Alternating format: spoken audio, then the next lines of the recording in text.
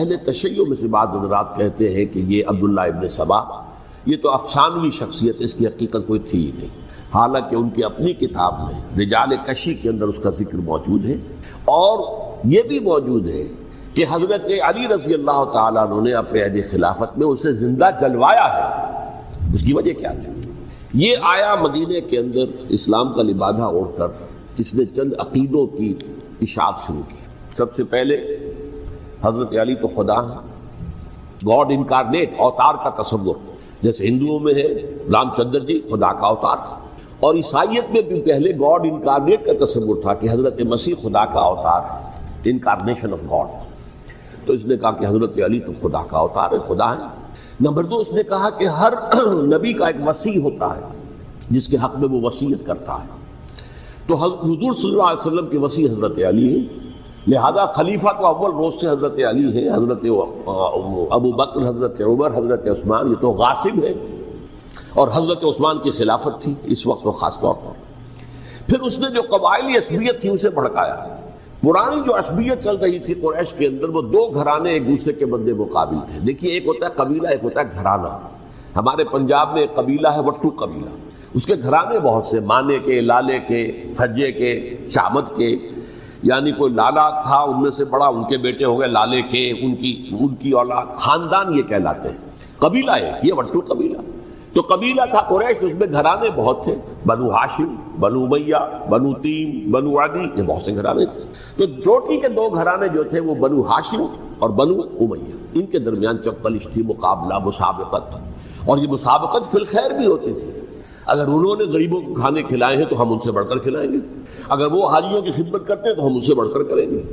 تو ان کے اندر یہ مسابقت الخیر نہیں تھی، لیکن چپقلش تھی کہ کوئی ہم سے آگے نہ نکل جائے، وہ سمجھتا تھا وہ آگے نہ نکل جائے۔ اس شخص نے اس پرانی عصبیت کو تازہ کیا کہ حضور تو بنو ہاشم میں سے تھے، لہذا خلافت حق ہے بنو ہاشم کا، یہ غاصب ہے۔ اس سے پہلے 2 خلفاء جو تھے وہ نہ بنو ہاشم سے تھے نہ بنو امیہ سے تھے۔ حضرت ابو بکر بنو تیم میں سے تھے، چھوٹا قبیلہ تھا۔ حضرت عمر بنی عدی میں سے تھے، وہ بھی چھوٹا قبیلہ تھا۔ یہ حضرت عثمان پہلے خلیفہ جو بنو امیہ میں سے تھے، جن کی پرانی چپقلش بنو ہاشم سے تھی۔ اب اس کو موقع مل گیا کہ پرانی قبائلی عصبیت کو بھڑکائے۔ یہ ہے اصل میں اس فتنے کا پس منظر عبداللہ ابن سبا نے جو آ کر پھیلایا ہے، اور اس کی تفصیل میں اس وقت میں نہیں جا سکتا، کیسے یہ فتنہ پروان چڑھا، کیا انہوں نے اسٹریٹجی اختیار کی، کہ یہ کیا کرتے تھے، گروہ بنا کر بھیجتے تھے لوگوں کو، کوفے میں جاؤ تو وہاں پر دمشق کے گورنر کے خلاف اور مصر کے گورنر کے خلاف الزامات لگاؤ، اس نے یہ کیا، وہ غبن کر گیا، وہ یہ کر گیا، وہ خیانت کر رہا ہے، وہ رشتہ داروں کو پال رہا ہے، اور عثمان کے خلاف بھی تقریریں کرو رضی اللہ تعالیٰ عنہ۔ دمشق میں جاؤ تو کوفے کے گورنر کے خلاف، کیونکہ دمشق کے گورنر کے خلاف بات کرو گے تو لوگوں کو معلوم ہوگا کہ یہ جھوٹ بول رہے ہیں، لیکن یہ کہ وہاں تو تم بات کرو کوفے کے گورنر کے خلاف اور مصر کے گورنر کے خلاف اور حضرت عثمان کے خلاف۔ مصر میں جاؤ تو بات کرو کوفے کے اور شام کے گورنر کے خلاف اور حضرت عثمان کے خلاف۔ یہ انہوں نے ایسا اٹھایا، اور اس زمانے میں آپ کو معلوم ہے ذرائع نشر و رسائی تھے نہیں، نہ اس فتنے کی پتہ چل سکا جب تک کہ وہ فتنہ جو ہے پوری طرح برگ و بار لا کر تراول درخت نہیں بن گیا۔ اس کے نتیجے میں حضرت عثمان رضی اللہ تعالیٰ عنہ شہید ہوئے، اور خلیفہ پھر حضرت علی رضی اللہ تعالیٰ عنہ کو انہی سوائیوں نے، جنہوں نے گھیراؤ کیا تھا، جنہوں نے حضرت عثمان کو شہید کیا ہے، یہی حضرت علی رضی اللہ تعالیٰ عنہ کے ارد گرد ہوئے۔ اور حضرت علی رضی اللہ تعالیٰ عنہ بھی نہیں چاہتے تھے خلافت کی بیعت لینا، لیکن آخر کیا کرتے؟ کیا وہ امت کو بغیر خلیفہ کے چھوڑ دیتے؟ حضرت زبیر سے کہا گیا، انہوں نے نہیں مانا، رد کر دی بات۔ حضرت طلحہ سے کہا گیا، انہوں نے نہیں مانا۔ حضرت علی سے کہا گیا، اب عشرہ مبشرہ میں سے یہی تو تھے نا، لہذا انہوں نے تسلیم کر لیا، خلافت ہو گئی۔ لیکن اس کے بعد جو خانہ جنگی ہوئی ہے، اس خانہ جنگی کے نتیجے میں نوٹ کر لیجئے کہ 1,00,000 کے قریب مسلمان ایک دوسرے کی تلواروں اور نیزوں اور برچھیوں اور تیروں سے ختم ہو گئے، ہلاک۔ یہ ہماری تاریخ کا تاریخ ترین باب ہے۔ 5 سال، 4.5 سال حضرت علی کی خلافت کے، اور 6 مہینے حضرت حسن کی خلافت رضی اللہ تعالیٰ عنہ۔ اس سے کیا ہوا کہ ایک طرف تو اسلام کی جو توسیع ہو رہی تھی، تھمتا نہ تھا کسی سے سیل رواں ہمارا، وہ سیلاب رک گیا، انٹرنل سیبوٹاج ہو گئی نا، اب تو اندر ہی آپس ہی میں اگر دستوں گریبان ہو گئے تو باہر اب کیا توسیع کرتے ہیں، وہ توسیع کا عمل رک گیا۔ اور یوں سمجھیے کہ جیسے ٹرک اگر کبھی چل رہا ہو، بھرا ہوا ہو لوڈنگ، اور وہ چڑھائی چڑھ رہا ہو، تو اگر کہیں موشن ٹوٹ جائے، ٹرک کو رکنا پڑے تو ڈرائیور کے جان پر بن جاتی، اس لیے کہ اس کو دوبارہ سٹارٹ کرنا، اور جبکہ وہ چڑھائی پر ہے، انکلائن پر ہے، آسان کام نہیں ہوتا، خطرہ ہوتا ہے وہ پیچھے جو ہے وہ نہ جائے۔ اور پہاڑی علاقوں میں آپ کو معلوم ہے ذرا پیچھے چلے جانے کا مطلب جو ہے بہت خطرناک جو ہے نتیجہ نکل سکتا ہے۔ بہرحال حضرت علی رضی اللہ تعالیٰ عنہ نے اپنے خلافت میں ایک کام یہ کیا، اب اس کی کیا مصلحتیں تھیں یہ تو انہی کے علم میں ہوگا، ہم قیاس کر سکتے ہیں اور میں اس طرف میں نہیں جانا چاہتا۔ ابھی تک خلافت کا مرکز تھا مدینہ منورہ، حضرت ابوبکر، حضرت عمر، حضرت عثمان، وہیں جہاں حضور صلی اللہ علیہ وسلم رہے تھے اور جہاں پر کہ حضور مدفون تھے۔ لیکن حضرت علی نے اپنا مرکز جو ہے وہ کوفہ بنا دیا۔ اچھا، اس کی ایک ظاہری وجہ یہ سمجھ میں آتی ہے کہ اسلام کا جو پھیلاؤ ہو گیا تھا، وہ سلطنت اتنی وسیع ہو گئی تھی کہ مدینہ منورہ بہت جنوب میں اور بڑے صحرا کو عبور کر کے جانا ہوتا تھا۔ کوفہ جبکہ ایسی مقام پر تھا کہ جہاں سے مشرقی راستہ جا رہا ہے ایران کو، عراق کے اندر تو ہے وہ شہر کوفہ، اور پھر ایران اور خراسان اور ہندوستان کو راستہ جا رہا ہے، وہیں سے شمال کی طرف جا رہا ہے، شام کی طرف اور ترکی کی طرف، اور وہاں سے پھر یہ کہ مغربی افریقہ کو بھی کنٹرول کرنا، جو شمالی افریقہ کو بھی آسان تھا۔ بہرحال حضرت علی نے کوفہ کو اپنا مرکز بنایا، اور نتیجہ یہ ہوا کہ سبائیوں کا بھی مرکز وہی بن گیا، چونکہ انہوں نے اپنے آپ کو گردا گرد رکھا حضرت علی کے رضی اللہ تعالیٰ عنہ۔ اب ظاہر بات ہے کسی پرٹیکولر پرسن کے خلاف تو کوئی مقدمہ موجود تھا نہیں، بلکہ جب جنگ جمل ہو رہی تھی، ابھی جنگ نہیں ہوئی تھی، حضرت عائشہ، حضرت طلحہ، حضرت زبیر وہ لے کر آئے تھے لشکر اس مطالبے کے لیے کہ حضرت عثمان کے قاتلوں کو سزا دی جائے، قصاص لیا جائے۔ حضرت علی رضی اللہ تعالیٰ عنہ سے گفت و شنید ہو رہی تھی، حضرت علی جو ہے اس پر آمادہ ہو گئے کہ ٹھیک ہے، میں جو بھی قاتلین عثمان ہیں ان کو گرفتار کر کے سزا دوں گا۔ عین اسی وقت کوفے کی مسجد کے اندر جو ہے 10,000 کا مجمع کھڑا ہو گیا، ہم سب قاتل عثمان ہیں، لو ہم سے بدلہ کہاں سے لوگے۔ اور انہوں نے کیا کیا، جاتے ہی جنگ چھیڑ دی، جب چھڑ جائے تو یا مرو یا مارو، اس کے علاوہ تو کوئی چارہ کار ہوتا ہی نہیں۔ ایک رات میں 10,000 مسلمان شہید ہوئے، جن میں 2 عشرہ مبشرہ میں سے حضرت زبیر اور حضرت طلحہ رضی اللہ تعالیٰ۔ تو یہ صورت تھی، سبائیوں نے گھیراؤ کیا حضرت علی کا رضی اللہ تعالیٰ۔ حضرت معاویہ دعوے دار نہیں تھے خلافت کے، قطعاً نہیں، ان کا صرف ایک دعویٰ تھا، اور وہ یہ تھا کہ عثمان کے قاتلوں کو گرفتار کرو، یا خود سزا دو یا ہمارے حوالے کرو، ہم اس سے قصاص لیں گے۔ اس لیے کہ قبیلہ بنو امیہ کا تھا، اور حضرت ابی معاویہ بنو امیہ میں سے، تو ایک خاندانی طور پر جو ہے ہم قصاص لیں گے ان سے جنہوں نے قتل کیا ہے حضرت عثمان کا۔ لیکن یہاں ظاہر بات ہے کہ حضرت علی رضی اللہ تعالیٰ عنہ کی طرف سے مطالبہ یہ ہوتا تھا تم پہلے میری بیعت کرو، میرے ہاتھ مضبوط کرو تاکہ میں ان کے خلاف کوئی اقدام کر سکوں۔ لیکن انہیں یہ اندازہ تھا کہ اگر میں نے بیعت کی تو ظاہر بات ہے کہ حضرت علی تک پہنچنے سے پہلے مجھے گردن اڑا دیں گے یہ لوگ، اس لیے کہ سبائی جو ہے وہ آپ کو گھیرے ہوئے۔ بہرحال ایک عجیب الجھاؤ، ایک ڈائلیما تھا جس کی وجہ سے یہ جنگ چلتی رہی، اور حضرت علی رضی اللہ تعالیٰ عنہ کو انہی کے شیعان علی ہی کے اندر سے وہ جماعت علیحدہ ہوئی تھی جس کو ہم خوارج کے نام سے جانتے ہیں، اور ایک خارجی ملجم ابن ملجم ہی نے حضرت علی کو شہید کیا رضی اللہ تعالیٰ عنہ۔ پھر حضرت حسن رضی اللہ تعالیٰ عنہ، اب دیکھیے کس قدر صحیح بات تھی جو حضرت علی رضی اللہ تعالیٰ عنہ نے فرمائی جب ان سے کہا گیا کہ کیا ہم آپ کے بیٹے حسن کے ہاتھ پر بیعت کر لیں رضی اللہ تعالیٰ عنہ۔ فرمایا نہ میں تمہیں اس کا حکم دیتا ہوں نہ میں اس سے روکتا ہوں، یہ تمہارا معاملہ ہے، امرہم شورا بینہم، تم اپنے باہمی مشورے سے جو فیصلہ کرو گے ٹھیک ہے، میں نہ حکم دیتا ہوں نہ روکتا ہوں۔ اس کا کیا مطلب ہے؟ باپ کے بعد بیٹے کی خلافت ہرگز حرام نہیں ہے، ورنہ کہتے کیسے ہو سکتا میرا بیٹا؟ نہیں، یہ نہیں کہا۔ حضرت عمر سے بھی کہا گیا تھا کہ اپنے بیٹے کو نامزد کر دیں، عبداللہ ابن عمر کو، تو انہوں نے جواب میں کیا کہا؟ اسے تو طلاق دینی بھی نہیں آتی۔ انہوں نے اپنی کسی زوجہ کو طلاق دی تھی اور اس میں جو صحیح ترین طریقہ ہے وہ اختیار نہیں کیا تھا، انہیں طلاق دینے تک نہیں آتی تو میں اسے خلیفہ بنا دوں۔ یہ نہیں کہا تھا کہ باپ کے بعد بیٹا خلیفہ نہیں ہو سکتا، یہ تو نہیں تھا، کہیں حرام نہیں ہے، نہ کتاب و سنت میں، نہ کوئی حدیث ہے، نہ کہیں قرآن مجید میں۔ تو حضرت علی نے بھی فرمایا رضی اللہ تعالیٰ، نہ میں روکتا ہوں نہ حکم دیتا ہوں، یہ تمہارا اپنا معاملہ ہے۔ بہرحال حضرت حسن رضی اللہ تعالیٰ عنہ نے حضرت امیر معاویہ سے صلح کر لی، خلافت ان کو سپرد کر دی۔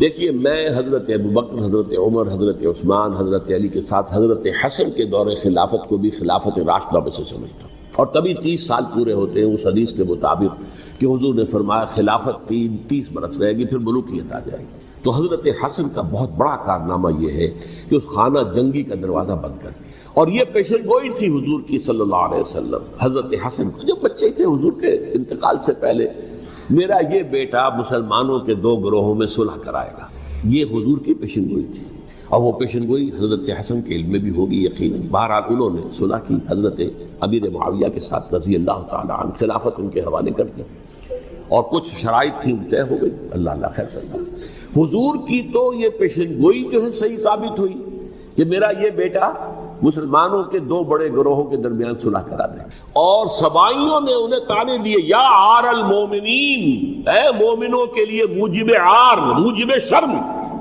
تم نے بزدلی دکھائی، تم نے امیر معاویہ کو خلیفہ تسلیم کر لیا، تم نے بزدلی دکھائی، معاذ اللہ ثم معاذ اللہ ثم معاذ اللہ۔ اب میں کچھ باتیں حضرت امیر معاویہ کے بارے میں کہنا چاہتا ہوں، اس لیے کہ وہاں اس میں نے حضرت معاویہ کے بارے میں یہ تو بہت شدت کے ساتھ کہا تھا، اور میں اب بھی اس پر قائم ہوں اور پوری طریقے سے قائم ہوں۔ میرا مستقل موقف یہی ہے کہ حضرت معاویہ رضی اللہ تعالیٰ عنہ کے دور خلافت کو ہم خلافت راشدہ میں شامل نہیں سمجھتے، اہل سنت میں سے کوئی بھی نہیں سمجھتا، لیکن اس کے ساتھ میں نے حضرت امیر معاویہ کے کچھ مناقب بھی بیان کیے تھے تاکہ پلڑا جو ہے ترازو کا اس کے دونوں پلڑے سامنے آ جائیں، لیکن یہ وہ حصہ میرے اس بیان کا نکال دیا گیا، ختم کر دیا گیا۔ یہ میں نہیں جانتا کہ اس میں کیا مصلحت دیکھی گئی ہے، اس میں تو کسی کے لیے کوئی معاملہ ایسا نہیں تھا کسی کے جذبات کو جو ہے وہ ٹھیس پہنچانے والا، کیونکہ میں نے کہا وہ خلیفہ راشد نہیں تھے، صاف میں نے کہا، بلکہ وہ دور ملوکیت کا آغاز ان سے ہو گیا ہے۔ بلکہ جب ایک صاحب نے یہ کہا کہ کربلا کے بعد سے دور ملوکیت آ رہی تھی، تو میں نے کہا نہیں جناب، دور ملوکیت تو 20 سال پہلے پوری ہو چکی تھی، شروع ہو چکی تھی۔ حضرت امیر معاویہ کے بھی 20 سال میں وہ دور ملوکیت میں شمار ہوئے، انہیں کسری العرب بھی کہا گیا، عرب کے کسریٰ جو شہنشاہ ایران کا خطاب تھا، حضرت معاویہ رضی اللہ تعالیٰ عنہ کو کسری العرب کہا گیا، عرب کا کسریٰ ہی ہے۔ لیکن دوسری طرف یہ ہے کہ وہ صحابی رسول رضی اللہ تعالیٰ حضور کے برادر نسبتی بھی ہیں، حضور کے سالے ہیں، ان کی ہمشیرہ ام حبیبہ حضور کی زوجہ محترمہ ہیں، ام المومنین ام حبیبہ رضی اللہ تعالیٰ عنہ۔ پھر کس قدر معتمد علیہ تھے حضور کے کہ کاتبان وحی میں شامل تھے، وحی کی کتابت کرنے والے چند لوگ تھے جنہیں کہ حضور کہتے تھے کہ اب یہ آیت لکھ لو، ان میں سے ایک امیر معاویہ بھی رضی اللہ تعالیٰ۔ تو بڑے توازن کی ضرورت ہے۔ دیکھیے صحابہ کرام کا جہاں تک تعلق ہے، اہل سنت کا موقف یہ ہے کہ صحابہ تو کلہم عدول، صحابہ سب کے سب نیک نیت ہے، اور ان کی روایت جو ہے قبول کی جائے گی، رد نہیں کی جائے گی، ان پر کوئی جرح و تعدیل نہیں ہوگی، اس لیے کہ ان کا تزکیہ محمد رسول اللہ صلی اللہ علیہ وسلم نے کیا تھا۔ لہٰذا یہ تو ہو سکتا ہے کہ کسی صحابی سے کوئی خطا ہو جائے، لیکن وہ خطا اجتہادی ہوگی، نیت کی خطا نہیں ہوگی، نیت کی غلطی نہیں ہوگی۔ اگر کسی صحابی کی نیت پر حملہ کیا جائے تو یہ اصل میں طعن ہے، حملہ ہے حضور پر کہ وہ تربیت دے نہیں سکے اپنے ساتھیوں کو، معاذ اللہ ثم معاذ اللہ ثم معاذ اللہ، وہ تزکیہ کر ہی نہیں سکے۔ 3 جگہ جو قرآن میں آیا ہے یتلو علیہم آیاتہ ویزکیہم، تو کیا تزکیہ کیا؟ اگر ان کے قریب ترین ساتھی جو تھے، اگر ان کے اندر بھی بدنیت تھی اور دنیا کی طلب تھی اور دنیا کے اندر اقتدار حاصل کرنے کا جذبہ تھا، تو پھر کیا تزکیہ کیا؟ معاذ اللہ ثم معاذ اللہ۔ لہذا صحابہ سب کے سب عدول ہیں، اور ان سے اختلاف ممکن ہے، لیکن ان کی نیت پر حملہ نہیں ہو سکتا۔ تو حضرت امیر معاویہ کی شخصیت ایک چیز ہے، آپ کا دور خلافت دوسری چیز ہے۔ شخصیت کے اعتبار سے صحابی رسول ہیں، برادر نسبتی ہیں حضور کے صلی اللہ علیہ وسلم، اور پھر یہ کہ اس قدر معتمد علیہ ہے صحابہ میں سے کہ وہ کاتبان وحی، یہ عام آدمی کے کرنے کا کام نہیں تھا جو وحی کی کتابت کرے، اللہ کے کلام کی۔ البتہ یہ ہے کہ جیسا کہ میں نے عرض کیا، ان کا دور خلافت راشدہ نہیں ہے، وہ ملوکیت کا دور ہے۔ یہ میں نے جیسا کہ عرض کیا، میں نے ایک صاحب نے جب یہ کہا کہ ملوکیت شروع ہو رہی تھی، میں نے کہا شروع نہیں ہو رہی تھی، ملوکیت تو 20 سال پہلے شروع ہو چکی تھی۔ اسی طریقے سے ایک صاحب نے کہا تھا کہ اسلام کو قائم کرنے کے لیے حضرت حسین میدان میں آئے، میں نے کہا یہ بھی غلط ہے، اسلام تو 60 سال پہلے قائم ہو چکا تھا، نبی اکرم صلی اللہ علیہ وسلم کے دستے مبارک سے اسلام قائم ہو گیا، جعل حق و زہق الباطل ان الباطل کان زہوقا، پھر 30 برس تک وہ کامل شکل کے اندر قائم رہا۔ تو اسلام جو ہے وہ جو ہے در حقیقت اب قائم کرنے والی بات نہیں تھی، البتہ اس کے اندر زوال شروع ہو گیا تھا۔ اس زوال کے عمل کو روکنے کے لیے حضرت حسین میدان میں آئے۔ یہ چیز کو صحیح تاریخی پرسپیکٹو میں رکھنا، تو جس طرح سے دین کو قائم کرنے کے لیے نہیں، قائم تو کیا محمد رسول اللہ صلی اللہ علیہ وسلم والذین معہ رضی اللہ تعالی عنہ، انہوں نے کیا تھا۔ ہاں اب جو ہے وہ اپنی اس شاندار حیثیت سے نیچے گرنے لگا تھا، وہ میں بعد میں عرض کروں گا کہ میں نے اسے کیا عرض کیا تھا کہ یہ اس زوال کو روکنے کے لیے کسی طریقے سے یہ اپنی اصل حقیقت میں قائم رہے، یہ حضرت حسین رضی اللہ تعالیٰ عنہ کی سعی تھی۔ اچھا، حضرت امیر معاویہ کے جو 20 سال ہیں وہ پورے امن، سکون، اطمینان، کوئی جھگڑا، کوئی فساد، کوئی اختلاف، کوئی باہمی خانہ جنگی، کچھ 20 سال، یہ بھی تاریخ کی بڑی چشم کشا حقیقت ہے جو عام طور پر لوگوں کے علم میں نہیں ہے۔ سبائی بھی دبکے رہے، حضرت امیر معاویہ کی حکومت اتنی مضبوط تھی، کنٹرول، کہ ان کو کچھ سر اٹھانے کا موقع نہیں ملا۔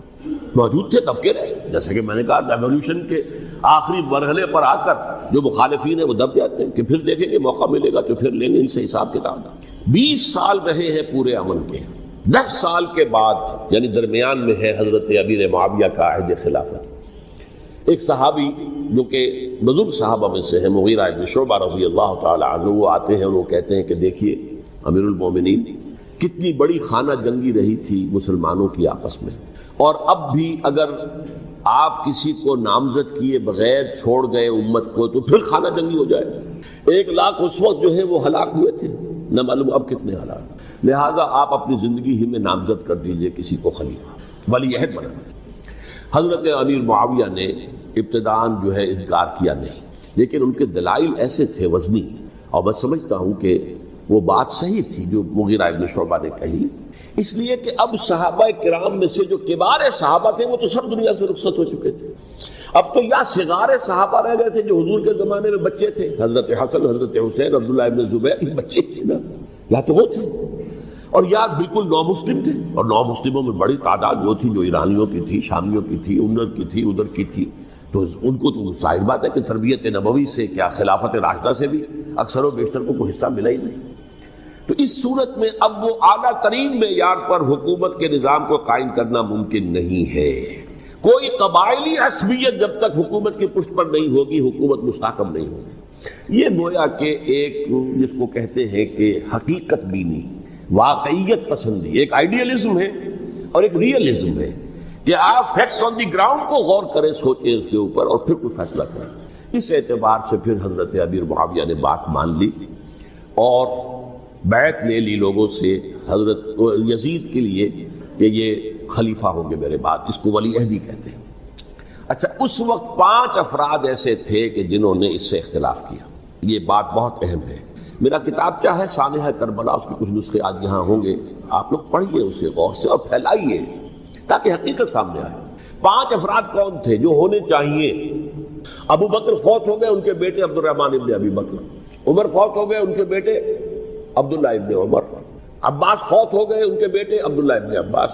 زبیر فوت ہو گئے، ان کے بیٹے عبداللہ ابن زبیر۔ اور حضرت حسن سے جو ہے ان کا انتقال ہو چکا تھا، حضرت علی کے بیٹے حضرت حسین رضی اللہ تعالیٰ عنہ مجمعین۔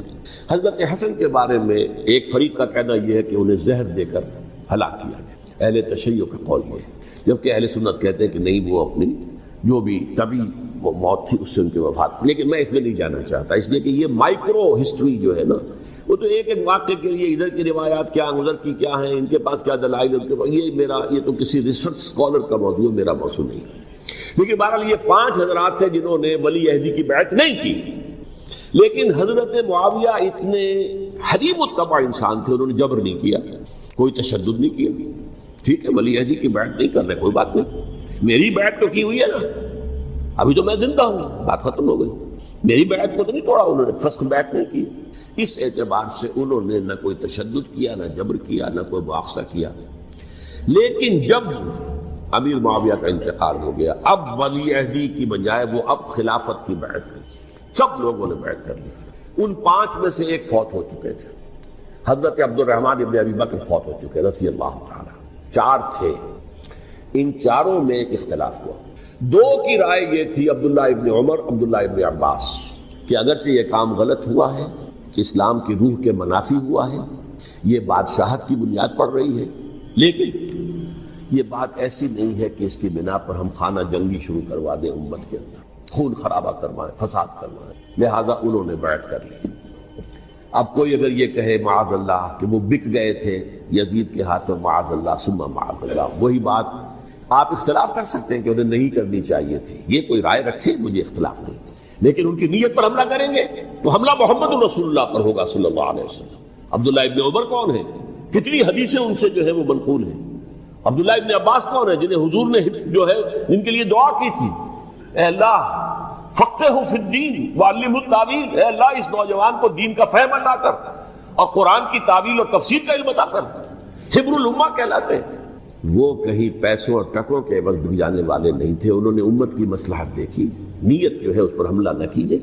البتہ اختلاف کا حق آپ کو حاصل ہے۔ دو حضرات جو ہے ڈٹے رہے کہ نہیں، ہمیں کم وقت میں ریزسٹ کرنا ہے۔ عبداللہ ابن زبیر عمر کے اعتبار سے وہ بڑے ہیں، مسلمانوں میں سب سے پہلے ولادت مدینے میں جا کر جو ہوئی ہے وہ عبداللہ ابن زبیر کی ہوئی ہے۔ ہجرت کر کے جب مہاجرین وہاں پہنچے، کچھ عرصے تک کسی کے ہاں کوئی اولاد نہیں ہوئی، تو لوگوں نے تانے دینے شروع کر دیے کہ معلوم ہوتا ہے کہ یہاں آ کر یہ مکے کے رہنے والے جو ہے کمزور ہو گئے ہیں، ان کی ہاں اولاد ہی نہیں ہو رہی۔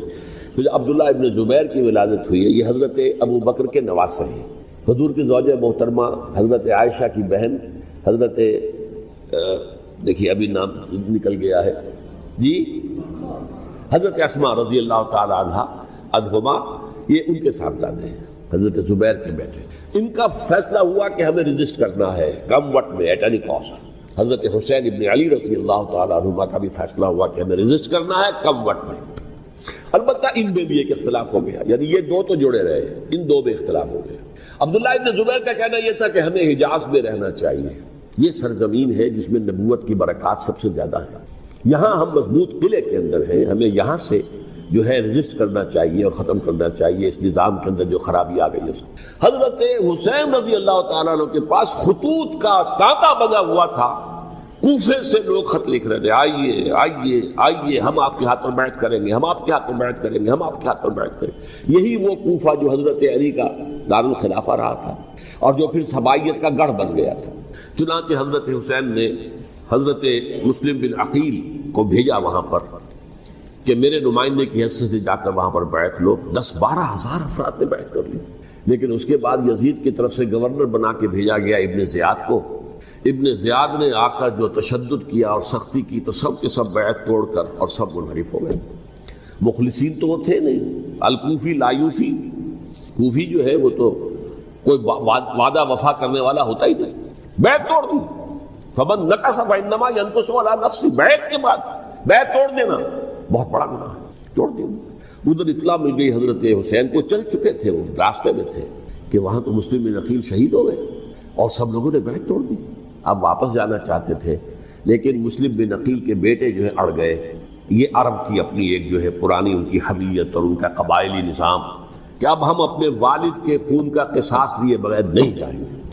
حضرت حسین رضی اللہ تعالیٰ عنہ کی مروت اور شرافت، یہ میرا ساتھ دینے کے لیے آئے تھے، اب میں ان کا ساتھ نہ دوں تو یہ تو شرافت اور مروت کے خلاف ہے۔ کہا اچھا چلو چلتے۔ وہاں جا کر بھی عین اپنے میدان کے اندر بھی حضرت حسین رضی اللہ تعالیٰ عنہ نے 3 چیزیں پیش کی ان کوفیوں کے لشکر کے خلاف۔ سب سے بڑا لشکر کے اندر سب سے بڑے تو کوفی تھے جنہوں نے بیعتیں کی ہوئی تھی حضرت حسین کے ساتھ۔ دیکھو مجھے جانے دو واپس حجاز کی طرف، یا مجھے سرحدوں پر بھیج دو تاکہ میں کافروں کے ساتھ جنگ کرتے ہوئے اپنی جان دے دوں، یا مجھے یزید کے پاس جانے دو، میں اپنا معاملہ اس سے طے کر لوں۔ لیکن کوفیوں کو یہ گوارا نہیں تھا۔ اگر یہ یزید کے پاس پہنچ گئے تو ہمارا کچا چٹھا بیان کر دیں گے کہ مجھے تو ان لوگوں نے برگلا کر بلایا تھا۔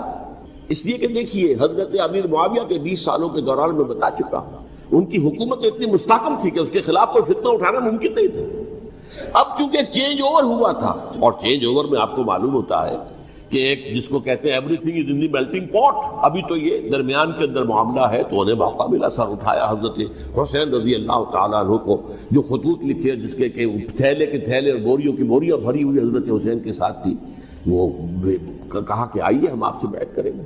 انہوں نے نہیں مانا، اور اصل میں حضرت حسین کے قاتل وہ کوفی، وہ بزدل، وہ منافق جنہوں نے بیعت کر کے بیعت توڑی، اور اب وہ آ گئے کہ اگر یہ حسین رضی اللہ تعالیٰ عنہ بچ کر کہیں یزید کے پاس پہنچ گئے تو پھر ہمارا کچا چٹھا جو ہے وہ سامنے آ جائے گا اور ہماری پھر شامت آ جائے گی، لہذا انہوں نے قتل کیا حضرت حسین کو رضی اللہ تعالیٰ۔ ایک بات جو علامہ ڈاکٹر قلب صادق نے فرمائی، اور میرے علم میں یہ بات پہلے نہیں تھی، وہ یہ کہ حضرت حسین کے قتل کا فتویٰ ایک بہت بڑے مفتی نے دیا تھا۔ یہ بات بھی ذرا سمجھ لیجیے، حضرت حسین رضی اللہ تعالیٰ عنہ کے قتل کا فتویٰ ایک بہت بڑے مفتی نے دیا تھا۔ کیوں دیا تھا؟ اس لیے کہ حضور کی احادیث موجود ہیں کہ جب ایک شخص کی ایک خلیفہ کی بیعت ہو جائے تو دوسرا اگر کھڑا ہو تو اسے قتل کر دو، کھلی حدیث۔ اسی لیے ایک بہت بڑے مفسر بھی ہے، فقیہ بھی ہے، قاضی ابن العربی رحمۃ اللہ علیہ، ایک ابن عربی ہے الف لام کے بغیر، ابن عربی، وہ بہت بڑے صوفی ہیں، فلسفی ہیں، اندلس کے ہیں۔ یہ قاضی ابن العربی ہیں جنہوں نے قرآن کی ایک تفسیر لکھی ہے اس اعتبار سے کہ صرف ان آیات کی تفسیر جن سے کہ فقہی احکام جو ہے ان کا استنباط ہوتا ہے۔ یہ دو تفسیریں اس طور سے لکھی گئی ہیں قرآن مجید کی، احکام القرآن ان کا نام ہے دونوں کا، جن میں سے ایک جو ہے قاضی ابن العربی کی ہے۔ ان کا ایک جملہ نقل ہوتا ہے، قتل الحسین بسیف جدہ، حسین قتل ہو گئے اپنے ہی نانا کی تلوار سے۔ وہ تلوار کیا تھی؟ جب کسی کی بیعت ہو چکی ہو پھر کوئی کھڑا ہو مدعی خلافت قتل۔ میرے نزدیک حضرت حسین مدعی خلافت نہیں تھے، یہ بات اس وقت سامنے لوگوں کے نہیں آئی، بلکہ حکومت نے یہ باور کرا دیا کہ یہ تو باغی ہے، یہ مدعی ہے خلافت کے۔ انہوں نے تو دعویٰ نہیں کیا خلافت، وہ تو صرف اس عمل کو روکنے کے لیے میدان میں آئے تھے۔ اور اس بات کو اچھی طرح سمجھ لیجئے کہ اس وقت تک یہ جو تصور آج ہمارے پاس ہے کہ ریاست علیحدہ ہے، حکومت علیحدہ ہے، state of Pakistan, we are loyal to the state of Pakistan, ہم ریاست پاکستان کے وفادار ہیں، گورنمنٹ آف پاکستان کے وفادار نہیں ہیں، we are not loyal to the government. Government تو کبھی بے نظیر کی تھی، ہم اس کے خلاف تحریک چلا رہے تھے، یا کبھی کسی اور کی تھی اس کے خلاف تحریک چل رہی ہے، یا کبھی ضیاء الحق کی تھی اس کے خلاف تحریک چل رہی ہے۔ گورنمنٹ کو بدلنا تو عوام کا حق ہے، آج، اس وقت نہیں تھا۔ اس وقت ریاست اور حکومت کا کوئی فرق نہیں تھا، لہذا جو حکومت سے اختلاف کرے گویا کہ باغی ہے۔ یہ ہے اصل میں وہ پیچیدہ مسئلہ کہ کیوں کسی مفتی نے فتویٰ دے دیا، اس لیے کہ اس وقت تک ریاست اور حکومت کا فرق واضح نہیں تھا دنیا پر۔ یہ تو ابھی کوئی 100-150 سال کی بات ہے کہ آج ہمارا جو پولیٹیکل سائنس کا ایولیوشن ہوا ہے وہ اس اسٹیج تک پہنچ گیا ہے کہ اسٹیٹ علیحدہ ہے، حکومت علیحدہ ہے۔ حکومت تو اسٹیٹ کے 3 آرگنز میں سے ایک آرگن ہے، ایڈمنسٹریشن حکومت کی ہے، جوڈیشری ہے اور لیجسلیچر ہے، 3 آرگنز ہیں بڑے بڑے، ان میں سے ایک ہے۔ تو حکومت کو بدلنا تو عوام کا حق ہے، چاہے وہ ووٹ کے ذریعے بدلے، چاہے ایجیٹیشن، اگر پرامن ایجیٹیشن ہے اس سے حکومت کو بدلنے کا حق حاصل ہے دستوری طور پر ہر اعتبار سے۔ اس وقت یہ نہیں تھا، لہذا صورتحال یہ بن گئی کہ حکومت وقت نے باور کرا دیا مسلمانوں کو، ورنہ سوچئے نواسہ رسول کو قتل کرنا کوئی آسان کام تھا؟ آخر سب کلمہ گو تھے کہ نہیں تھے؟ کلمہ گو تو تھے نا، اور حضور سے عقیدت اور محبت میں کبھی، لیکن یہ کہ فتویٰ اگر ایک بہت بڑے مفتی کا، جو کہ حضرت علامہ ڈاکٹر قلب صادق صاحب نے فرمایا، مجھے اس مفتی کا نام بھی معلوم نہیں، کہ ایک مفتی کا فتویٰ تھا وہ، جس کے بنا پر اب ان لوگوں نے حضرت حسین کو قتل کیا، اور یہی وجہ ہے کہ انہوں نے پھر خیموں کو بھی آگ لگا دی۔ وائی حالانکہ دیکھیے اگر دشمنی کا انتقام ہوتا تو حضرت علی بن حسین جو بیمار تھے، جو بعد میں زین العابدین رحمت اللہ علیہ کے نام سے پھر یہ اہل تشیع کے چوتھے امام معصوم ہیں، حضرت علی، حضرت حسن، حضرت حسین، اور پھر حضرت علی بن حسین زین العابدین رحمت اللہ علیہ، کیا ان کو بھی قتل کرتے تھے؟ حضرت حسین کی نسل بھی ختم ہو جاتی، لیکن نہیں کیا۔ آگ کیوں لگائی؟ آگ اس لیے لگائی کہ وہ جو ڈاکومنٹری پروف ہے ہماری غداری کا یزید کے خلاف حضرت حسین کو جو ہم نے دعوت دی، وہ جو ڈاکومنٹری پروف خطوط کی شکل میں موجود ہے وہ ختم ہو جائے، ڈسٹرائے ہو جائے۔ اس کے لیے انہوں نے خیموں میں آگ لگائی۔ بہرحال یہ ہے تاریخی پس منظر، یہ اسی سبائی فتنے کا تسلسل ہے جس نے سب سے پہلے حضرت عثمان کی جان لی رضی اللہ تعالیٰ عنہ۔ 5 سال تک مسلمانوں میں خانہ جنگی رکھی، حضرت علی کو پھر شہید کیا، اور اس کے بعد جو ہے 20 سال حضرت امیر معاویہ کے تو سر نہیں اٹھا سکے، لیکن پھر جب ایک چینج اوور ہو رہا تھا تو اس وقت انہوں نے موقع غنیمت سمجھا کہ اب کھڑے ہو جاؤ، اور اب دوبارہ ایک فتنہ جو ہے اس کو امت کے اندر پیدا کر دو۔ اچھا، اس معاملے میں ایک بات جو میں نے وہاں کہی کہ ہمارے ہاں شاعرانہ جو مبالغہ آمیزی ہے، یہ میری گفتگو کا حصہ انہوں نے حذف کر دیا ہے۔ اور میں نے ایک سنی شاعر، بہت بڑے عالم، جن کے حوالے سے آج بھی میری تقریر ہوگی خالق جناح ہال میں، مولانا محمد علی جوہر کے ایک شعر کے حوالے سے کہا کہ قتل حسین اصل میں مرگ یزید ہے، اسلام زندہ ہوتا ہے ہر کربلا کے بعد۔ میں نے کہا بالکل محمل شعر ہے، اسلام مرا ہی نہیں تھا، زندہ ہونے کا کیا سوال؟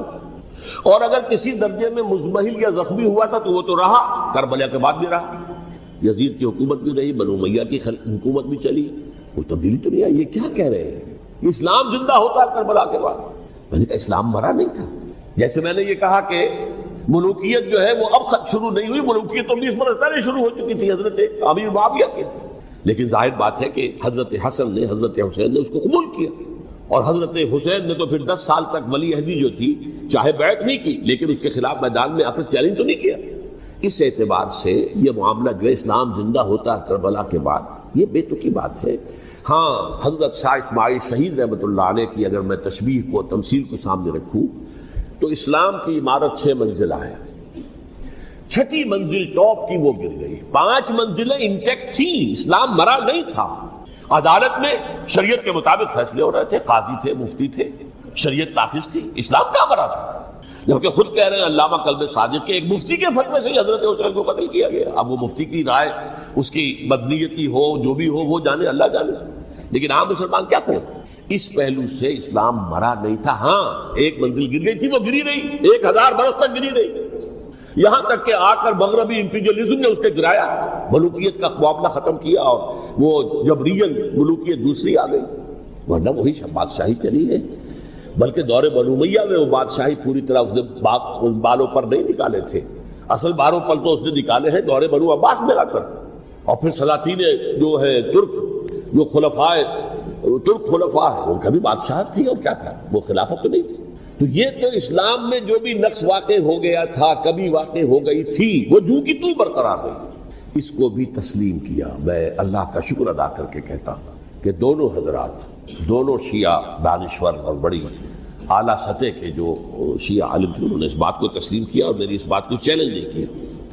اصل میں تیسری بات میں نے یہ کہی کہ دیکھیے حضرت حسین رضی اللہ تعالی عنہ کی اس شہادت کے بعد، اس کے بعد واقعہ حرہ بھی ہوا، جو واقعہ کربلا سے بھی بعض اعتبارات سے زیادہ بھیانک اور زیادہ گھناؤنا واقعہ ہے بنو امیہ کی تاریخ ہے، جس کو لوگ جانتے ہی نہیں۔ مدینہ کے کچھ لوگوں نے بغاوت کی اور انہوں نے اس کے خلاف فوج بھیجی، اور فوج کو جب مدینہ فتح کر لیا، 3 دن کے لیے حلال کر دیا، جو چاہو کرو، یہاں جسے چاہو مارو، جسے چاہو لوٹو، جس کا گھر چاہو برباد کرو، جس عورت کو چاہو ریپ کرو۔ اور یہ مدینہ النبی کے اندر ہوا، تو کاٹ کھانے والی ملوکیت کے اندر بہت سے واقعات ہوئے۔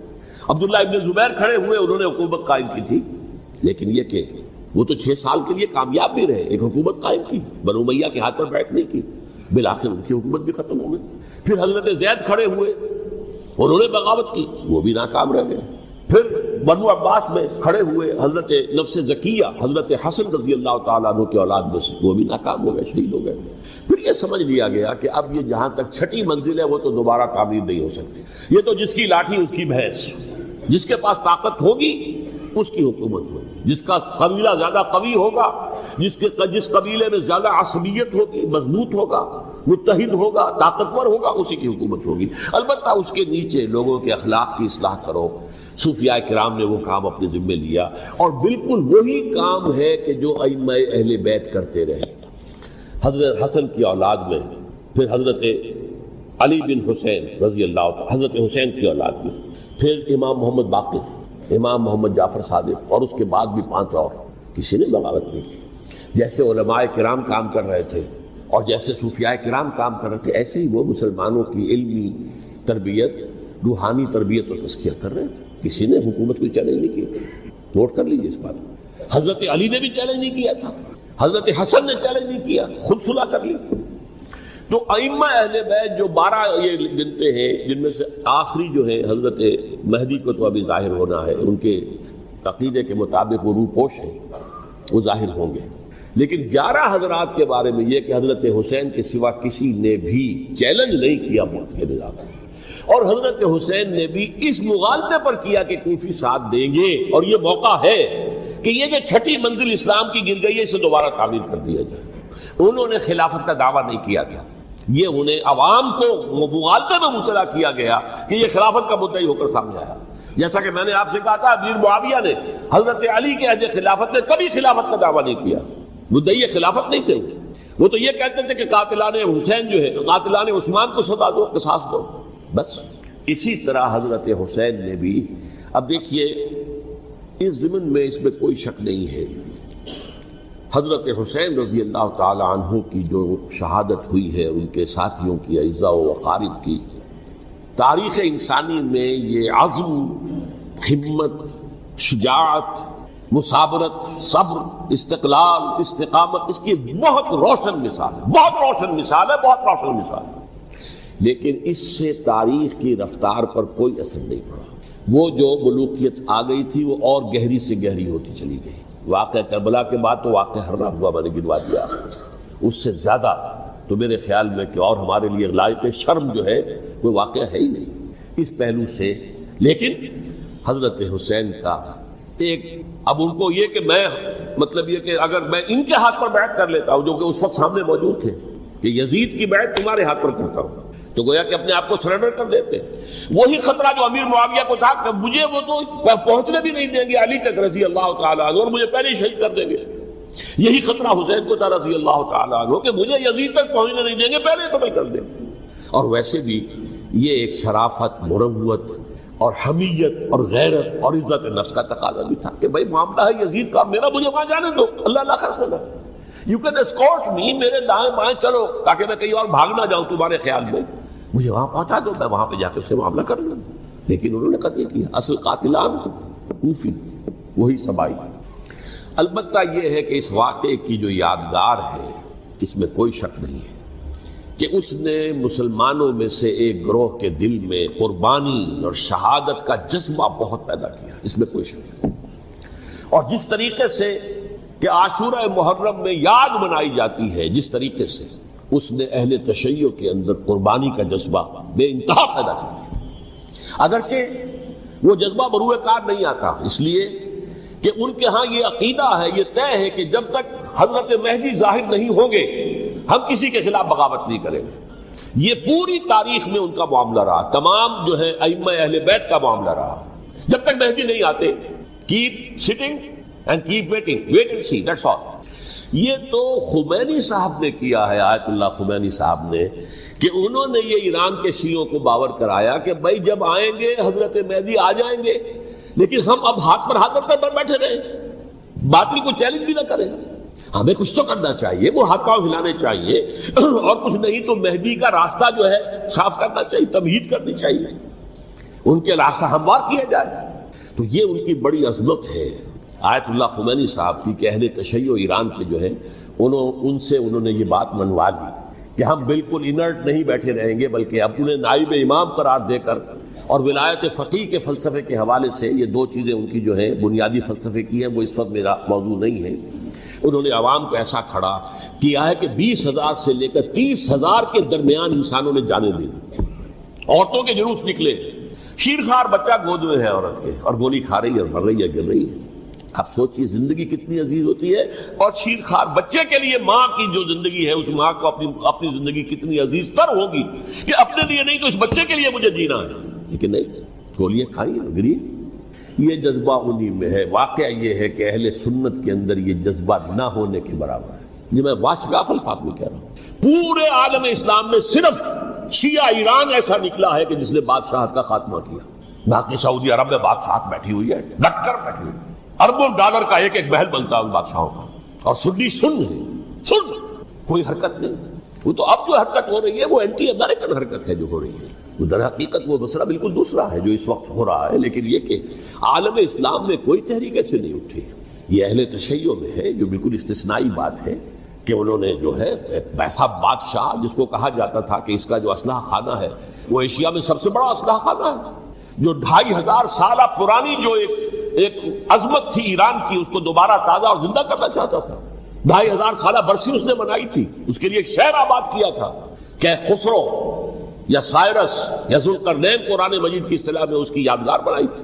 اب وہ سوچ رہا تھا کہ وہی عظمت دوبارہ ایران کی ہوگی جو کہ خسرو کے زمانے میں تھی، جس کا قرآن مجید میں سورہ کہف کے اندر ذکر ہے، مشرقی فتوحات، مغربی فتوحات، شمالی فتوحات۔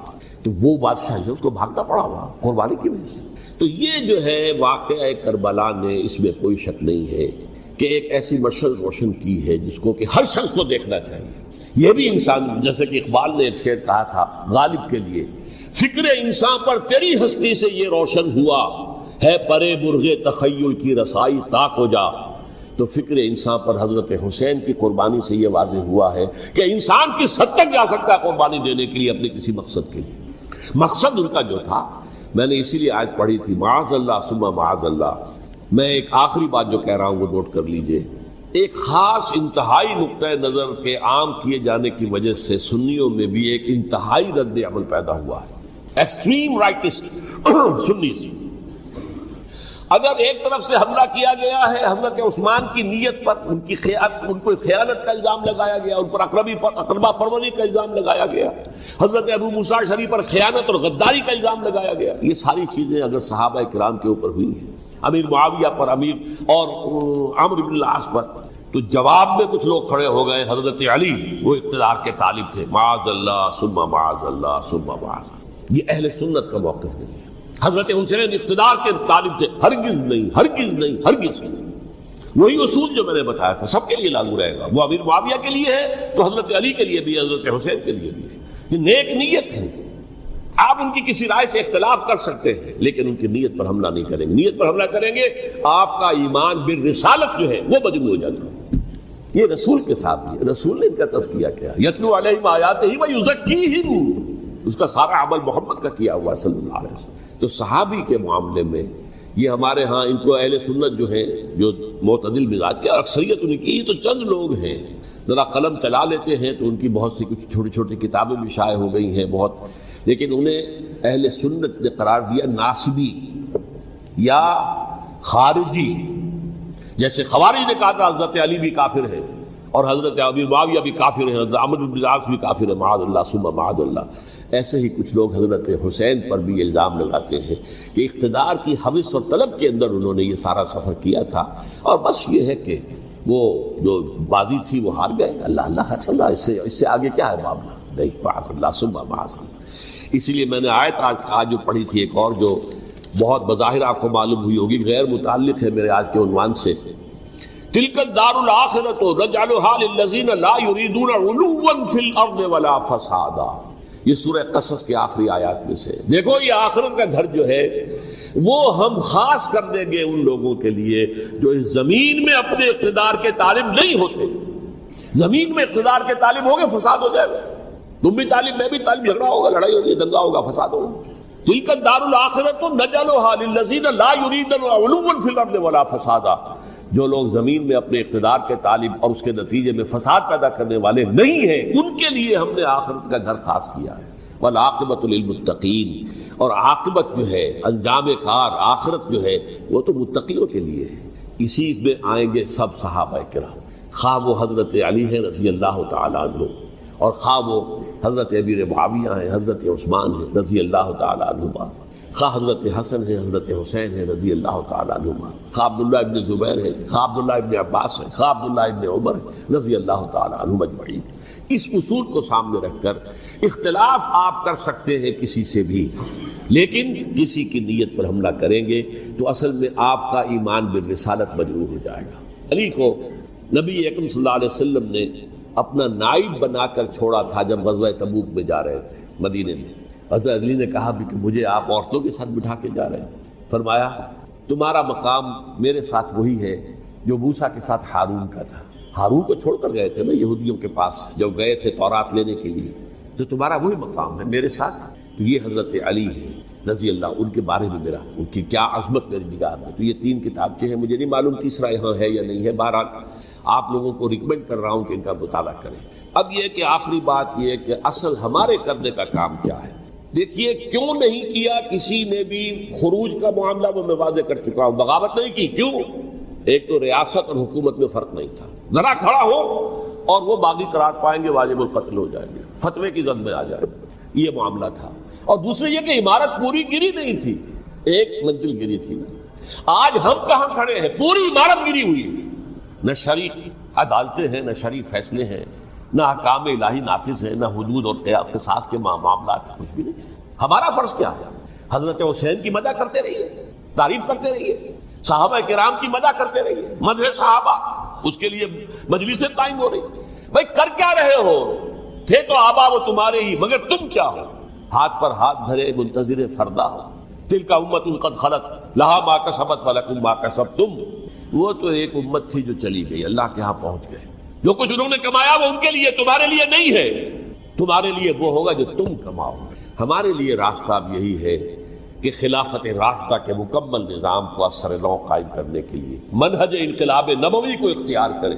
میری کتاب اس پر، کیسٹس اس پر، آڈیو کیسٹس، ویڈیو کیسٹ، سی ڈیز، نہ معلوم ڈی وی ڈی، سب کچھ موجود۔ سیرت النبی پر تو میں عرض کر چکا ہوں، فلسفہ سیرت النبی سمجھنا ہے تو میری کتاب پڑھیے، ورنہ سیرت النبی آپ پڑھ لیں گے، واقعات معلوم ہو جائیں گے، فلسفہ سیرت سامنے نہیں آئے گا۔ اس کا آپ مطالعہ کریں گے میری کتاب سے۔ اور دوسرے یہ کہ یہ خلافت قائم کرنے کے لیے جو جد و جہد ہم کر رہے ہیں، تحریک خلافت پاکستان جس کا میں داعی ہوں ادنا سا، وہ تنظیم نہیں ہے، میں اس کا امیر نہیں، وہ ایک تحریک ہے۔ جیسے تحریک پاکستان کہلاتی تھی، جس کی تنظیم تھی مسلم لیگ، پارٹی کا نام مسلم لیگ تھا، لیکن تحریک پاکستان۔ اس طرح تحریک خلافت پاکستان وہ ہم نے چلائی ہے تنظیم اسلامی کے تحت۔ یہ خلافت جب پہلی چلی تھی آج سے 84 سال قبل، نومبر 1921 میں خالد دینہ ہال میں وہ مقدمہ چلا تھا، جس کے نتیجے میں بڑے بڑے جو لیڈر تھے ہمارے، مولانا محمد علی جوہر اور مولانا حسین مدنی اور مولانا ابوالکلام آزاد، ان سب کو 2 سال کی قید کی سزا سنائی گئی، بغاوت، مقدمہ بغاوت۔ یہ خالد دینہ ہال۔ اسی میں سن 91 یا 92 میں میں نے 3 دن تقریریں کی تھی، جن میں آج سے پھر میں 3 تقریریں کرنے والا ہوں، ایک آج شام کو، ایک کل شام کو رات 9 بجے، آج بھی کل بھی، ایک پرسوں اتوار کی صبح کو 10 بجے ہے کیا 11 بجے۔ تو ان میں آپ حضرات شرکت فرمائیں، تاکہ اصل جو ہمارے کرنے کا کام ہے، تاریخ کو بھی سمجھنا چاہیے، تاریخ کے عوامل کیا ہیں، کیا پس پردہ عوامل کار فرما تھے، کیا کسی شے کی اصل حقیقت ہے، وہ سمجھنا چاہیے۔ لیکن یہ ہے کہ اس اعتبار سے میں نے جب یہ لفظ استعمال کیا تھا اس مذاکرے میں، لپ سروس، کہ یہ ہم صرف لپ سروس کرتے رہے، مدح کے بیان کرتے رہے، منقبت بیان کرتے رہے، حضور کی نعتیں کہتے رہے، اس سے تو بات نہیں بنے گی جب تک کہ وہ فرض منصبی شہادت علی الناس کا جو ہمارے ذمے ہے بحیثیت امت محمد صلی اللہ علیہ وسلم، اس کو ادا نہ کرے۔ مجھے خوشی ہے کہ اس کی بھی تائید دونوں حضرات نے کی۔ ہاں یہ لپ سروس کا معاملہ، اللہ تعالی حضرت حسین کے نقش قدم پر چلتے ہوئے، بلکہ اصل میں تو ہمارے لیے اسوہ رسول ہے محمد صلی اللہ علیہ وسلم۔